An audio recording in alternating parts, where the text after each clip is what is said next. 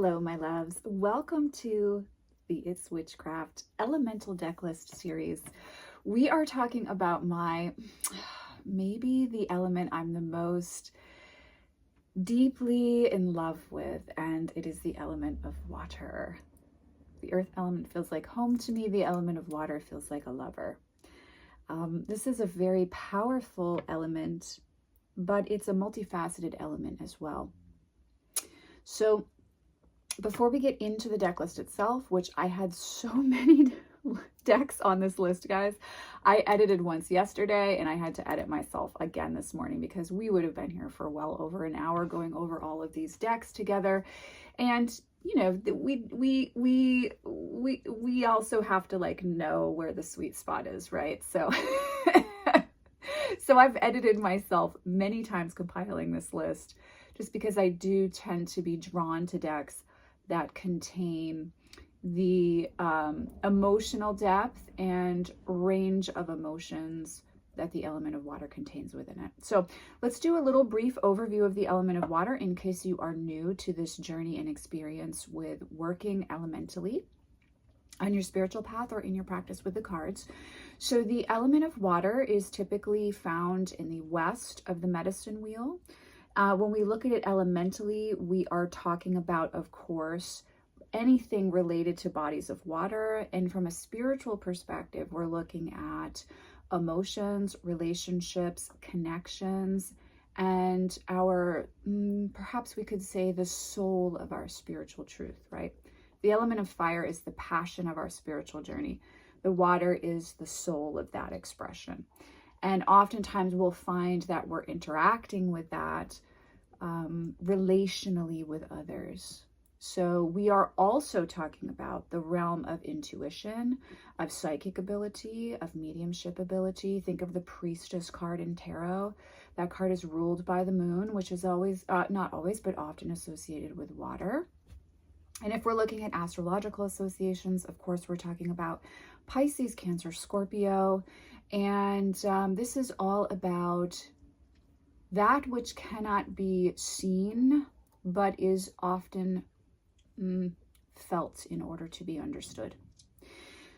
Blue and black, I want to make sure I'm clear about that, are typically associated color-wise with this element. And if you are walking the wheel from a witchcraft perspective as well, you would find this in the third station of the wheel from a traditional witchcraft perspective. So, guys, I have so many. I want to talk, well, let me say this first. My son, who is a Pisces, and I went to our favorite beach to do the photography that is on the screenshot for, the thumbnail for this video, and is on the social media aspect of this offering.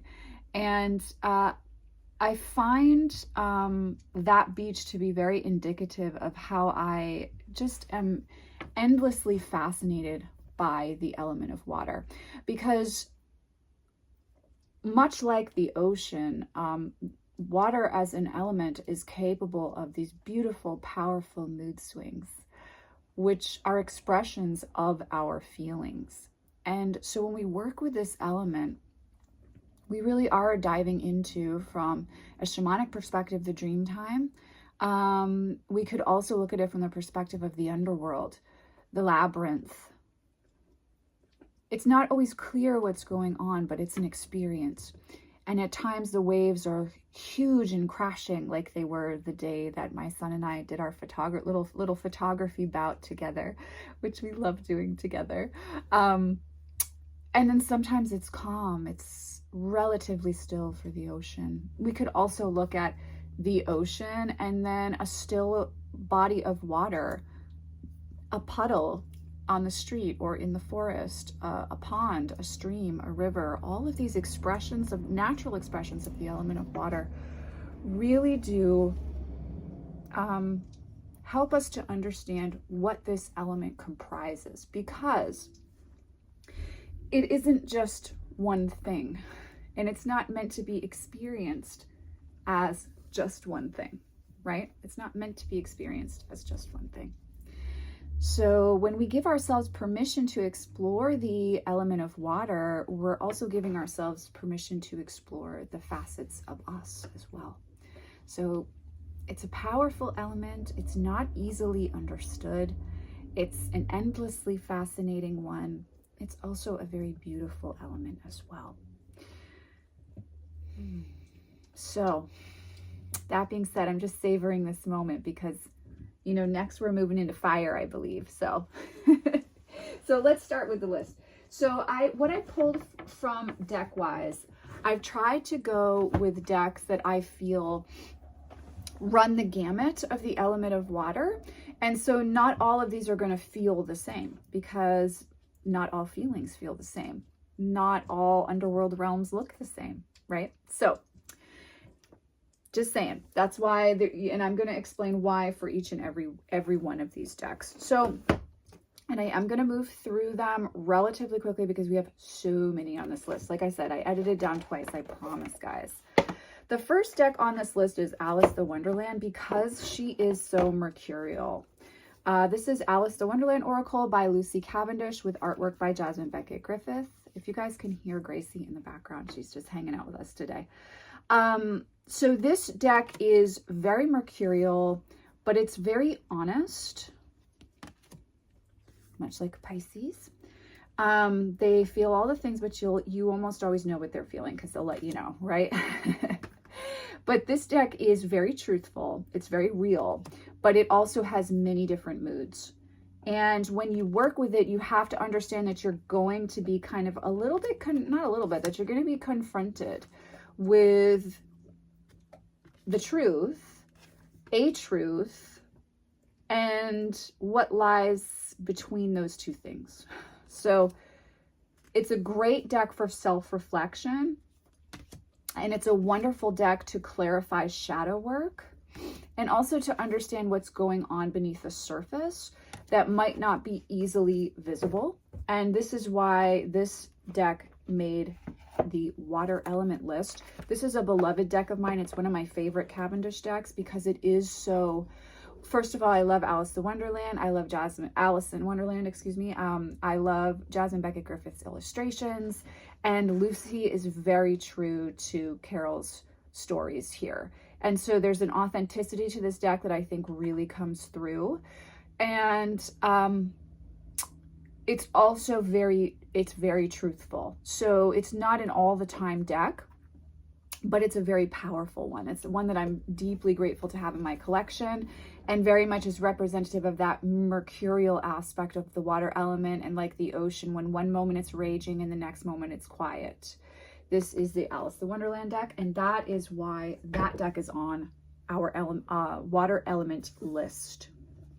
Okay, next is the Quan Oracle by Alana Fairchild. And, you know, they do not have I love this artist, and I'm probably going to butcher their name, but I wish they would put the artist name on the cover of her decks sometimes. I think they have changed that. Artwork by Zenhao. I apologize if I am butchering their name. This deck represents the compassionate, nurturing, mothering aspect of water energy to me, because it's so loving, it's so supportive, it's not weak, but it's gentle.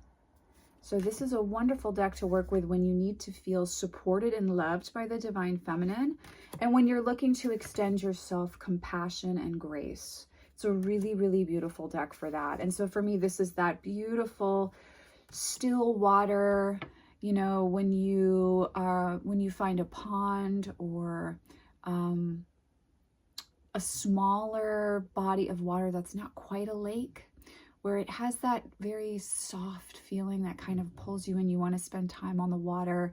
You know, the water isn't too deep there, so you're safe if, let's say, you didn't know how to swim or something like that. There's just a sense of being protected and nurtured with this deck. And so this deck for me is very much representative of that soft stillness. Another experience I've had with the element of water from growing up out in the woods is sometimes you would come across an abandoned well, and the visual and the imagery of looking over the abandoned well opening down into this black still water. There's a few different places you can go with that energy, but one of those spaces is this stillness, this deep felt awareness that the Quan Oracle, I think, very lovingly represents.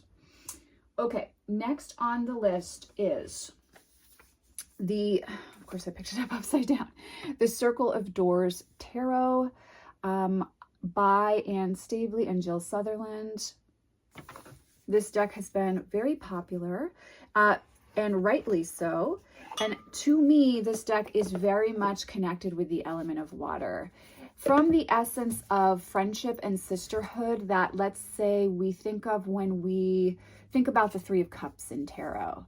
You know, it's that beautiful sense of we're sharing this journey together, and through telling our stories, we get stronger, we feel more empowered, and we can celebrate and uplift each other.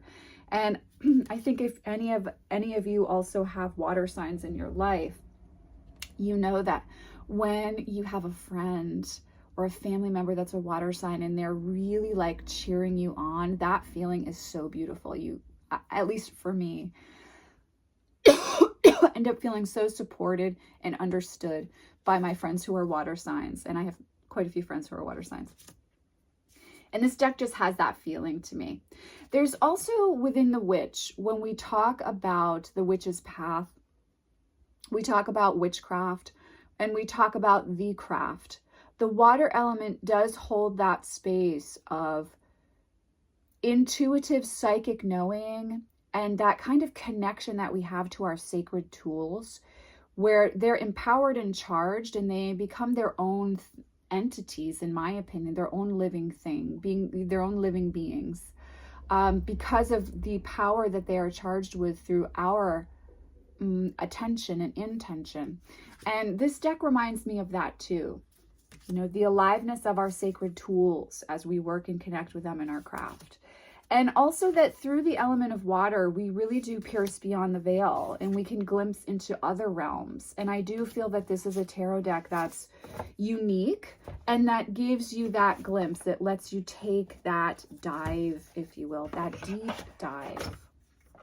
It's also, I think, a great deck for building trust with your intuitive voice. So this is Circle of Doors Tarot, and I do highly recommend that.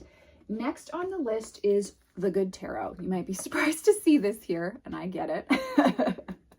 This is by Colette Baron Reed. This is a deck that I have gifted and repurchased and gifted and repurchased so many times over the years, excuse me. It's a watered deck, to go back to the element of water. It is a watered down version of tarot in some ways, but something about the imagery, it doesn't invoke or evoke the element of air for me. It more evokes the experience of fog or mist coming off of the lake, or because of course I live here in the Lakes region in New Hampshire, so we got lakes all over the place. If you've ever been next to a body of water in the morning when the fog and the mist rises up, the artwork in this deck is reminiscent of that for me, in that sometimes you can't quite tell what you're seeing, but if you can get still with this deck, you start to see things in the mist and you start to feel the power of the water element as it's transformed, as it begins to become something else. And so I like to work with this deck from that perspective. I don't look at or work with the guidebook. I don't like that she changed the names of some of the scary cards. I understand all that, but I do have to say that when I read with this deck as myself, working with it like I just said, I do have very accurate readings with it. And so that is why it made the water element group as opposed to the air element group for me. But I do enjoy reading with this deck. Again, I'm not necessarily on board with the changes Colette made. I don't think that we can wish away the darkness. And if we're really working with the water element and the realm of the underworld, we'll also understand that as well. But I do still have a very powerful experience as a reader with that deck. And so that is why that deck is on this list.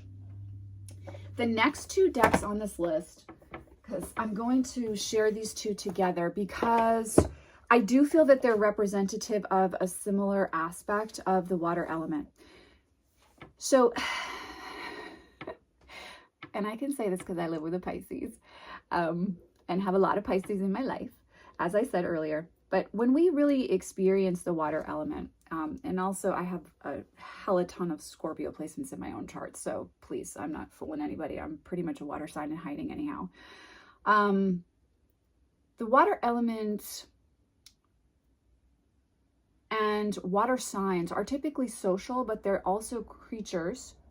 And I do feel it's an element that does require solitude. It does require times of reflection. It does require the stillness of going in order to integrate what all of the emotions are expressing to us, right? And so these two decks hold that space of those times when we feel lonely in our solitude, and yet where we also understand that the period of solitude is necessary. Now, also, I do associate Persephone with the element of water personally. It's just because she is the queen of the underworld, I do associate her with the element of water, because for me, the underworld dwells within the element of water. So, Journey of a Lonely Soul. Do we have the title? Charles Harrington and Anna Majboroda. This one, which really does chronicle a lot of Persephone's energy for me, I do feel very much associated with the element of water in this sense of solitude, of the time that's needed for withdrawal and all of the emotions, you know, the dark, deep, some would say negative emotions that come up when we are alone, or either by choice or because it's time for us to have some of that time in solitude. It's time for us to spend some of that time in quiet reflection. So I do think this is a beautiful deck to connect with that energy for ourselves. Not for us to drown in that, but for us to understand why we're moving through that experience and to feel supported through that experience. Journey of a Lonely Soul is really great for that. Now, I'm not a huge fan of the artwork, as I said in the unboxing, and we all had our little things that we had to say about some of the artwork in here and the spelling errors, etc. I still love the energy of this deck, and I do work with it. So that is Journey of a Lonely Soul. Now, holding that same energy is Into the Lonely Woods. This is by Lucy Cavendish. Dan May did the artwork in this deck. This is a great deck for that same energy that I just mentioned. Those times when we've gone within, when we're spending time alone, when we've withdrawn and we're reflecting. And we can feel in those times very cut off from others, very separate, very alone. And this deck is so lovingly supportive, understanding, and aware. So here goes the train. I'm just gonna wait till So I love working with this deck for those times when I know I just need to be by myself, with myself. I might feel a little sad, I might feel a little forlorn, I might feel alone, lonely, you know, working with the Hermit card in reverse. This deck can help you to understand why you are where you are, and also lend a helping hand. This is one of my favorite images in the deck, so I think we'll stop there with this one. But it's such a beautiful, beautiful deck for connecting with that facet of the element of water. Okay, let's see, where do we want to go next? Because there's still so many. Okay, I think I'll do these next together. Okay, so next on the list is the Soul Mirror Oracle. I really love this deck. You guys know that. We talked about it a lot at the end of last year. It's a really, really great deck for shadow work and for reflection. I also think it carries within its essence, it's the perfect card to start with, the in-between space, the liminal space of the loneliness and solitude and reflection energy with the shadow work energy. And also, though, when you're about to reach the other side of something, you know that feeling when you know, like, I'm almost through something, I'm not quite, but I'm almost there, like I can see where I'm going. I can see that I'm gonna get there. It's that energy. For me, the Soul Mirror Oracle holds that space. It's very sacred, feminine, friendly. And the mirrored offerings within the keywords, so for instance here, curiosity. In shadow, it's bored. In light, it's curious. The mirrored reflection there between the shadow and light aspects is really nice to work with, either for journal prompts or for when you are engaging with shadow work. So for me, this deck, water elementally, excuse me, is still within the underworld, but we're rising up out of the underworld. It's like this time of year here in the States where it's not quite spring, but it's almost spring. You know you're almost there. There'll be a day where it's 40 degrees, but you're not quite there. The next day it goes back to being 20 and it snows again, you know, but you know you're almost there. You know you're almost there. That's that deck for me. So I have a lot of feelings about this next deck, and I understand some of you really, really love it. But for me, within the element of water, the Somnia Tarot by Nicholas Bruno holds that really fucking frustrating space when you just can't let go of something that you know you should let go of. Like, you know, it's like 5 of Cups, 7 of Cups energy. And like, you know, you should just get to the 8 of Cups with it, but like you're not quite there and you kind of want to sit in it for a little bit. That's the Somnia Tarot for me. And that's why it's within the element of water for me in our Witchcraft deck list. I want to love it. It's just too... I think it tries a little bit too hard. It feels a little bit too precious for me. It feels like exactly what I just said. So then you might ask, well, why would you want to work with it in your practice? Because sometimes when I'm in that space, this helps me to look at my own bullshit in a similar way that the Hayworth Tarot does, but the Hayworth is in a different element for me. And I actually love the artwork in the Hayworth Tarot, but this one is that type of deck. It's not confronting, isn't the right word. It's just fucking irritating. And sometimes the water element can do that. It can be frustrating. Feeling stuck, Hanged Man energy is not always fun, but there is always a reason for that. And you can work with this deck to get there. And incidentally, I do like the cardstock in this deck. So this is the Somnia Tarot. I understand some people really, really love this deck. Totally get it. More power to you. I haven't gifted mine because there is a purpose for it in my collection, but it's not my, you know, it's not my Kuan Yin version of the water element for sure. Okay, I want to save those two. Let's do these guys next. Okay. So next on the list is the Oracle of the Mermaids by Lucy Cavendish. I mean, how could this not be on the list, right? It's mermaids. We've got, those are one of the elemental beings associated with this position on the wheel with this element. And so it makes sense that this would be on the deck list. This is a very accurate all around deck. I do have to say it's great at clarifying. I love this image.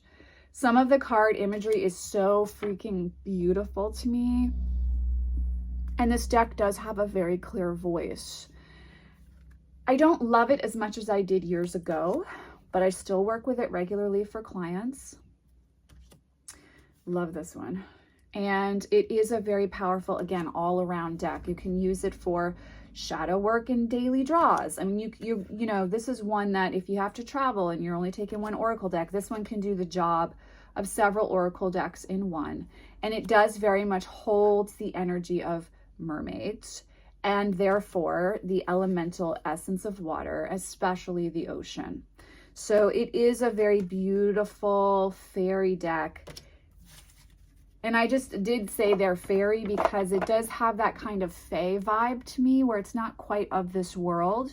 So I feel a little bit separate from it in a way as time goes by. But it's very powerful for what it is. And so it does and did need to be on the elemental water list. So for the same reason that the Oracle of the Mermaids is on this list, the Ocean Dreams Oracle by Danielle Noel, or Noel, however you correctly pronounce her name, is also on this list.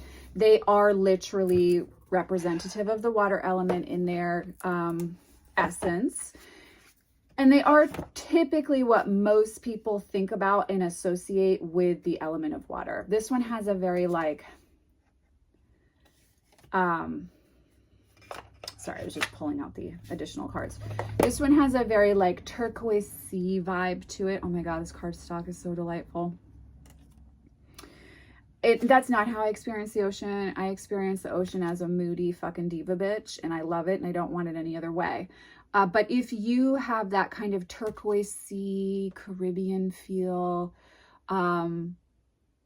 still ocean waters, white sand, beaches, that kind of thing, then this would be a deck that you would love and would really resonate for how you experience the element of water. I get a little bored with this deck. I'm not going to lie to you. It's a lovely, sweet deck, but I always feel conflicted about Danielle's decks. This deck is no different. I don't really work with the guidebook because, I'll talk about that in another video. I don't really work with the guidebook. I read intuitively with this one. And like I said, it's just very, it's a Danielle deck. So it's got that feel. I do think she tried to show a little more of the, dark, fear-inspiring, narcissistic side of the ocean, of the element of water. But I don't know that it feels to me as fully fleshed out as I experience the ocean and the element of water. But it's a very beautiful, it's absolutely gorgeous deck.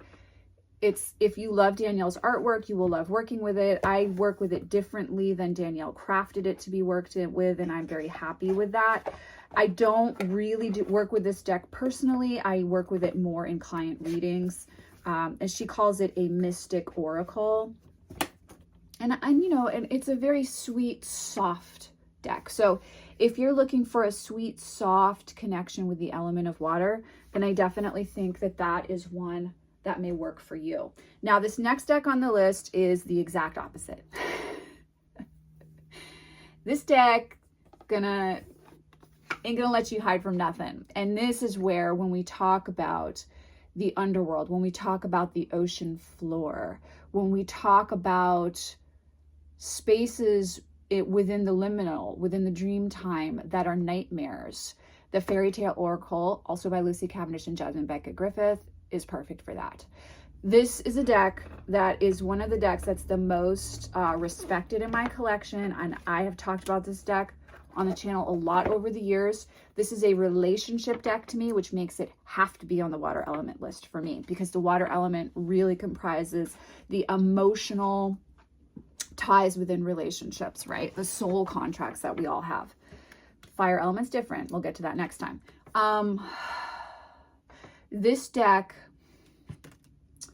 it has always told me the truth about relationships, and sometimes it is painful. So approach this deck with caution. If you don't want to know the truth about a relationship, now, of course, when I say relationship, I don't just mean romance. I mean any connection in your life. It could be the relationship between Gracie and I, right? Like, it doesn't have to be romance, although it can be. This deck is going to tell you the truth. This is a deck that I say, please work with the guidebook.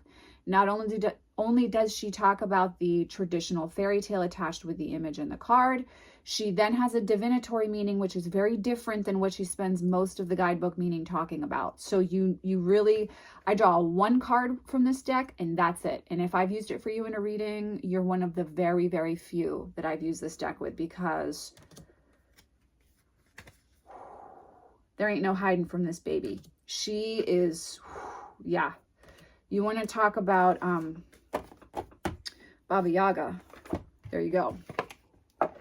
This is a deck for witches, and it is a deck that is associated with the element of water intrinsically for me, because of just how fucking real it is. Okay, so we are getting up to the most used, most beloveds for me of the element of water. Oh, this is so hard. Okay, I'm really torn, but okay, I know which one I'm going to do next. It's tough because I'm like, I don't want to play favorites, but I kind of do, which is also elementally appropriate for where we are. Okay, next on the list is the Dreams of Gaia Tarot by Raven Phelan. I still don't know what to do with this deck years after having it. I will never get rid of it. One of my dearest sisters in tarot and friends sent me the original edition, which I had gifted to her, which I desperately missed back when the second edition came out. So I will never get rid of this deck, no matter what. How rare is it that the original deck I gifted came back to me? And thank you, and I love you. So this deck is, it has to be in the water element deck list because it's so fucking confounding. This deck just drives me nuts. I don't understand her. I can't figure her out, and I'm endlessly obsessed with figuring her out. I had a session with a psychic a long time ago now, and she told me that I had to work with this deck in order to open up more to my abilities. So I kind of always keep this one on the back burner of I'm trying to figure her out, much like the Thoth Tarot. The artwork is stunning. It is not a traditional tarot deck. You will need to work with the guidebook. You will need to develop kind of like your own system with this deck.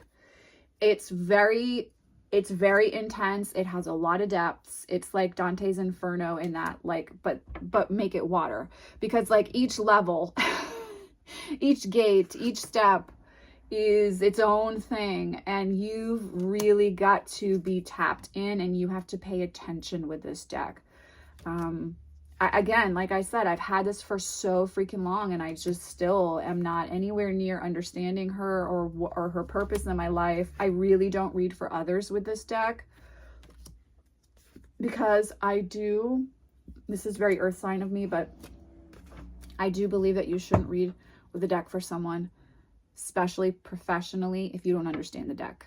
And I don't understand this deck. So this and Thoth, it's like approach with caution, and I don't often read for others with them because I don't understand the deck. I haven't figured it out. We haven't built our own relationship.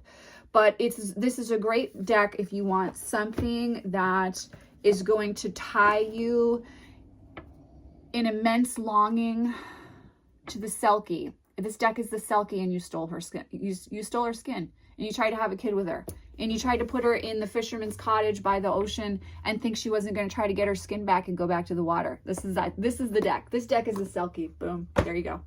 That's it. That's what I needed to say. That's why this deck is on that list. So next on the list is a deck that I have a lot more affinity for. But I mean, you can tell that I'm trapped in a toxic relationship with Dreams of Gaia, and I always will be. This is Terra of the Abyss by Anatorian. I love this deck. It was in my top 5 of all time. I have a new one coming. I know, I've been saying that to you guys forever, but we had to do the elemental deck list first. Excuse me, elemental deck list series first. For me, this deck represents the in-between space. From a shamanic perspective, this would be the middle world. And when we look at the element of water, to me, this is where, like, I don't know if you guys have ever been to Damariscotta in Maine. There's this beautiful place where the freshwater river meets the ocean. And it is so fucking magical. There is nothing like the roar and the feeling of the space. I mean, it's just so magical. I don't know how to describe the way that you feel with the way that the river merges in. It's so, yeah. You don't even want to talk when you're there in this particular area. And there's a name for the eels that make their way from the fresh water out into the ocean, into the salt water there. There's a name for what they are. It's right on the tip of my tongue. If I remember, I'll put it down in the description box below in case the alewives. That's what they are. Thank you. So I don't need to put it in the description box. It's alewives. When that time of year, especially too, it's like you have one foot in both realms, and you don't want to talk. I remember taking Vincent there when he was like 5, and no 5-year-old is quiet, right? For a long period of time, no 5-year-old is quiet. And I just remember him just standing there. Like, what? It's just so... That is Tarot of the Abyss for me. It's like, it's reverent. That's the word. It's reverent. This is a deck that I feel that experience of reverence with the element of water and also with the Witch's Path. And I really feel that this deck so beautifully holds that space. Now, of course, any of these decks you could use for any element, which is why this is just my list to inspire you to go out and craft yours, right? But this one for me, I was like, okay, what element does she go in though? And I was like, oh, it's water, because she's the in-between space. She's where the river reaches the ocean and the marriage of the salt water and the fresh water and the turnover, even in the wildlife that wheels overhead. Like, this is her. She understands what it's like to feel tossed about in the tidal waves or basking in the sun while you lay on your back in the water. This is Tarot of the Abyss. It's so magical. It's just so reverent. So if you are looking to have that feeling from the water element, this is a great deck to work with for that. Next on the list, I would consider my deck for scrying, for the way that the element of water lines up with scrying, because I like to scry. I shouldn't say it like that, because I do love to use mirrors to scry too. In fact, I need to do a series on mirror magic because we all need to be doing more of that. The Dreamkeeper's Tarot by Liz Houston. I just blanked on her name. Incredible guidebook. Please, if you work with this deck, use her journal prompts. Oh my God, the questions that she has in her guidebook meetings, I have done so many journal prompts off of them. They're so beautiful for that.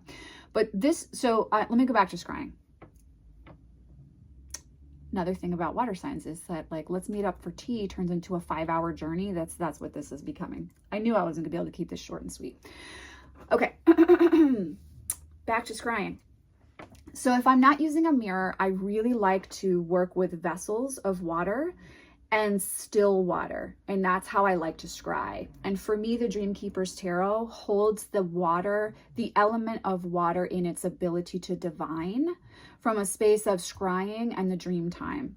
So in the shamanic lineage that I was trained under, the dream time, which is in the western portion of the medicine wheel, which is the element of water, which is Black Bear Woman, the dream time is deeply significant. It's where you receive the symbols and the signs from your unconscious and the divine for your earth path, right? To me, the way that this deck is set up is beautifully representative of that space.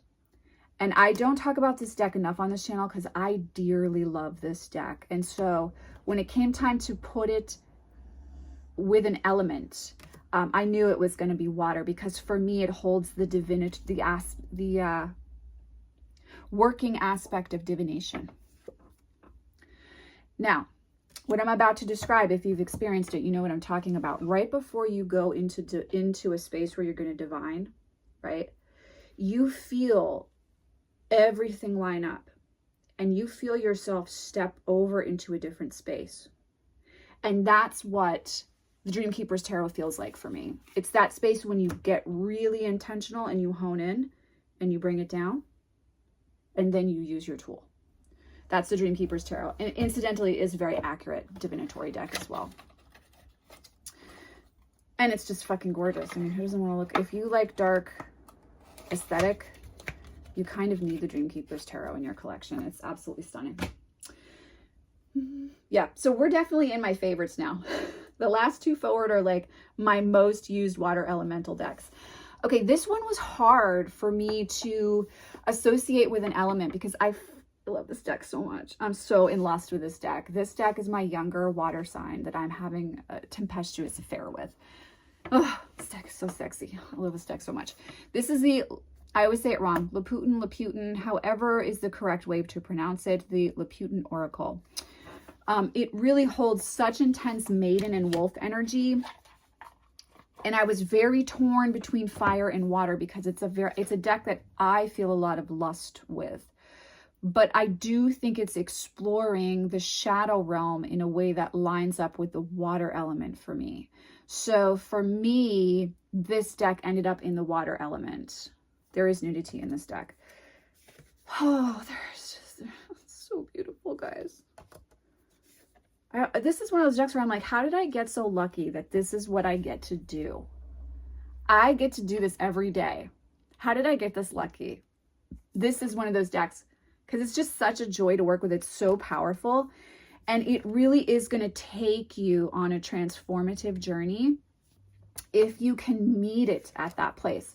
I do strongly recommend working with the guidebook with this deck. It's not a throwaway guidebook. It's so powerful, and it's that merging, it's that union of soulmates. Oh my God, that's what this deck is. It's the Two of Cups. That's why it's in the water element. This deck is the Two of Cups in tarot, 100%. 100%. So that is the Lautin Oracle. If you're looking for a Two of Cups experience, I highly recommend this one. Just know that you will be changed through the relationship. You're not going to be the same person, my love, okay? All right. Okay. Next on the list is the Empty Cup Tarot. This was gifted to me by the same person that I had my Dreams of Gaia tarot experience with. So love you again, boo. This deck is, I don't talk about this deck a lot, and this is the whimsical child aspect of the element of water. This is Moonrise Kingdom. This is my son when he was 5 years old, and everything is simple and pure imagination and an adventure and exciting, and you're the adventurer, right? And everything you touch is kind of sacred because it's the first time you're like really committing it to your memory in a new way. This is the Empty Cup Oracle. It's just a delight to work with. Such a delight. Such a delight. So it's very whimsical, very youthful, and it's also very simplistic in its nature in that there's not a lot going on in the artwork. There's a key word. The guidebook is sweet, but not necessary to work with, in my opinion. I mean, it's a beautiful guidebook, but it's also like, it is what it is. What do lungs represent to you? That's what this means. Do you know what I mean? Yeah, this deck is just like, I just want to hug it and love it and kiss it and be like, you are so precious and so special, and do not lose this part of yourself. That's what this deck feels like to me. It just reminds me of, you know, my son went to camp last year for the first time ever, and he was gone for 2 weeks. It's the first time we've ever been apart that much his whole life. And when he came back, I mean, he was different.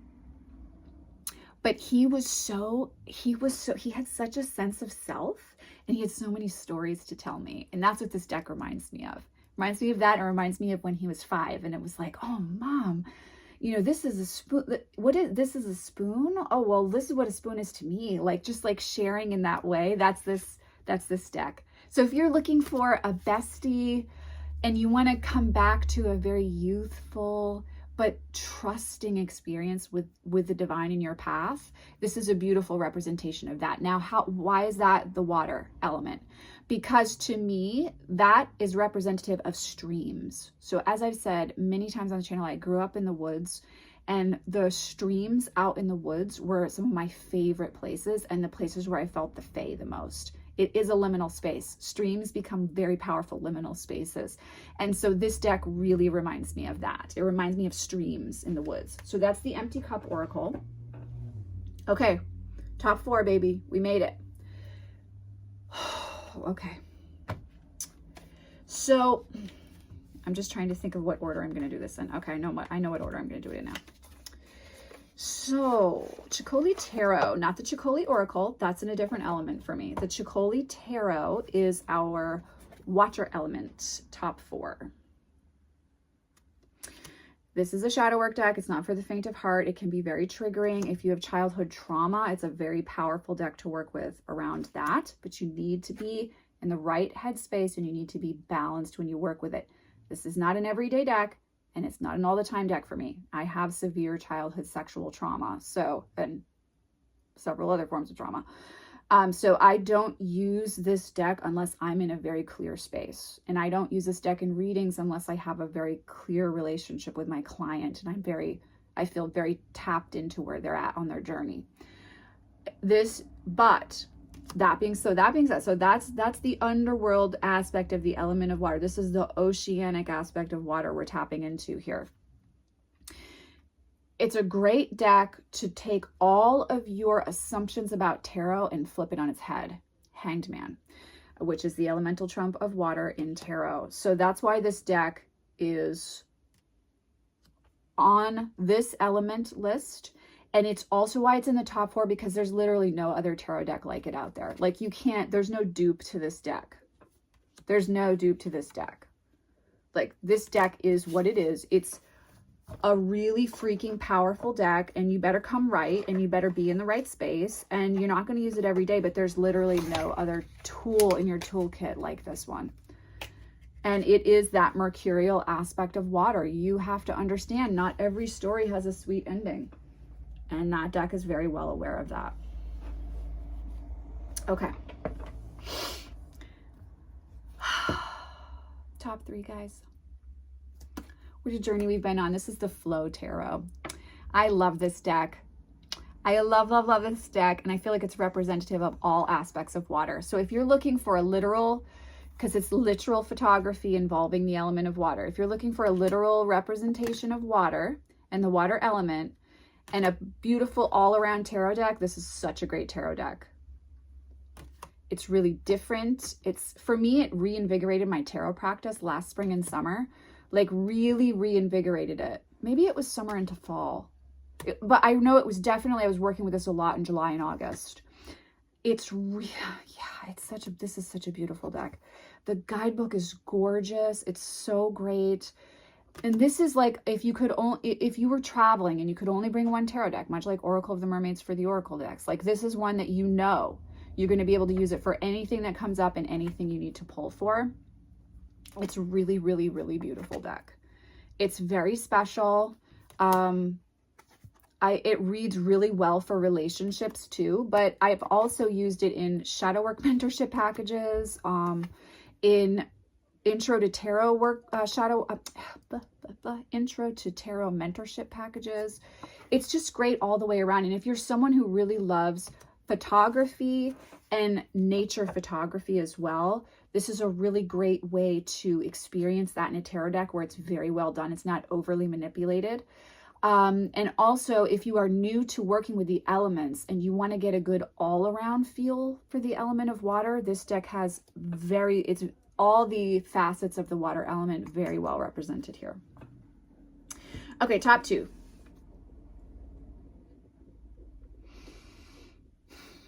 Top 2. Okay, number 2 on my list. I mean, you guys knew. If you've been on this channel for long at all, you know what's going to be here. Coastal Curiosities is number 2. This deck reminds me of my great-grandmother. It reminds me of the Maine coastline, which is one of my favorite places on the planet to be. It's kitschy, it's sweet, it feels like faded floral curtains baking in the sun with the window open to let in the sea breeze. It's whimsical, it's sweet, it's endearing, and it loves deeply and it loves hard. And my God, are you not going to forget this deck if you connect with it? It's so special. Another sister in tarot, I remember seeing this deck on her feed and just being like, what is that deck? I need that deck. Like, how have I not heard about this deck? Please tell me what this deck is. And she very graciously shared the title of this one. She told me she was having a great experience working with it. And I'm so thankful to her because it's so special. It's so, so, so special. Aw, Gracie, this dog looks like you. If you are looking for a clarifying oracle deck where you can have an emotional attachment and connection with it, and that evokes bygone eras, sweetness,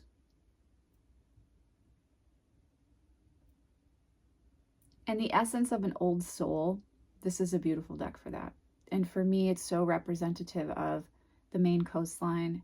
And like I said, my great-grandmother, who I have very powerful memories of, even though I wasn't able to have her in my life after I was 5. And it evokes that kind of Cancerian Two of Cups vibe again, where it's like the old I'm sorry, it's not 2 of Cups, it's 6 of Cups. This deck is evocative of 6 of Cups within the structure of tarot. It's those old memories, it's the good old days, it's that feeling of that sweetness that you just want to hold to your heart. A time when you felt more innocent, perhaps, and that you didn't have to have so much armor on to move through the world. That's the Coastal Curiosities deck. So I highly, highly recommend this one if you're my type of individual. It doesn't speak to everyone, but if it speaks to you, it's definitely worth the investment. The #1 water element deck on the list is the Abyssal Tarot by Shelley Corbett. This deck, just like Coastal Curiosities and the Flow Tarot and so many decks on this list, is one of a kind. It's very unique. And to me, it's very representative of what love feels like as experienced through the element of water. It brings you to your knees. It strips you bare. It teaches you things about yourself you never knew. It opens you up, makes you write poetry in the middle of the night. It's like a beautiful glass of red wine. Well, maybe it's like a bottle of red wine that you slightly regret drinking in the morning. This is the nighttime version of the element of water for me. This is dark and moody, but powerful and strong, and passionate. It's the kind of love affair that comes along only once in a lifetime. Some of it is illusion, some of it is truth. The magic of the water element is that it all feels real in the moment. And that is this deck. There isn't another tarot deck like this out there. The photography was done underwater. And so it is Pandora's Aquarium and From the Choir Girl Hotel by Tori Amos. That is this deck. There's just nothing like it. It leaves a mark. It leaves a scar. It's burned onto the skin. This is also a very powerful shadow work deck, yes, as one would expect, but it's also a very powerful divinatory deck. And the key words on the side of the cards really encourage creativity. They're very inspiring for journal prompts and storytelling. So if you're looking for a deck that's connected to the water element where you can really get into the narrative of story, whether it's yours or a story you're crafting or creating, this is a beautiful, beautiful deck for that. Whew, we've done it all, my loves. This element is not for the faint of heart, but it is perhaps my most favorite element. I hope you've enjoyed hanging out with me for a long ass time while we've worked through the element of water. I can't wait to walk through the next element with you on this powerful deck list series. Thank you so much for sharing the journey. I just want to take a moment and thank all of the Patreon supporters as well. You guys are keeping it down for us. You're holding it down for us so that we can keep connecting in this powerful, special way as a community, sharing this love for the most sacred tool that is tarot, and for following a unique spiritual path, whether that be witchcraft, a pagan path, or the left-hand path. As always, my loves, it's an honor and a privilege to spend time with you in this sacred space. I am sending you oceans of love, many blessings, and as always, I'll see you in the next video. Take care.